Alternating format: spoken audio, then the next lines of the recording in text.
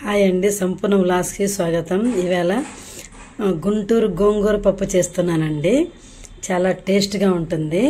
దానికి చూడండి, 2 కట్టల గోంగూర, ఒక 30 డబ్బా కందిపప్పు, ఉల్లిపాయలు, ఎల్లిపాయ, ఉప్పు, పచ్చిమిర్చి అండి.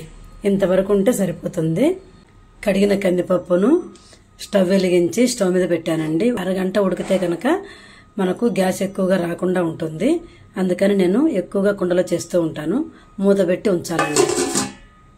పచ్చిమిర్చి, ఉప్పు అంతా మిక్సీలో వేసుకోవాలి.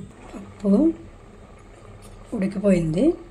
ఇదిగోండి, కొంచెము పసుపు, తర్వాత కడిగి కట్ చేసుకున్న గోంగూర, అట్లానే కొన్ని కట్ చేసుకున్న ఉల్లిపాయలు, మిక్సీలో పచ్చినటువంటి పేస్టు.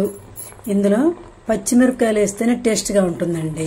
కారం వేస్తే అంత టేస్ట్ అనిపించదు. బాగా కలిపి ఒక 10 నిమిషాలు మూత పెట్టేస్తే ఉడికిపోతుంది. మూత పెట్టి ఉంచాను.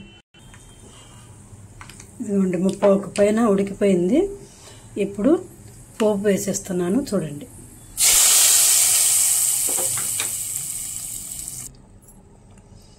ఆకుకూర పప్పుకి ఎల్లిపాయలు తప్పనిసరిగా పోపు వేసుకోవాలండి.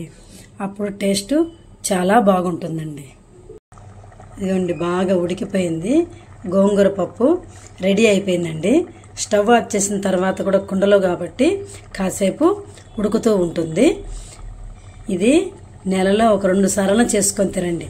ఎందుకంటే గోంగూర బాగా ఐరన్ వస్తుందండి. అందరికీ చాలా మంచిది, ఆరోగ్యానికి కూడా. ఈ రెసిపీ కనుక నచ్చితే లైక్, షేర్, సబ్స్క్రైబ్.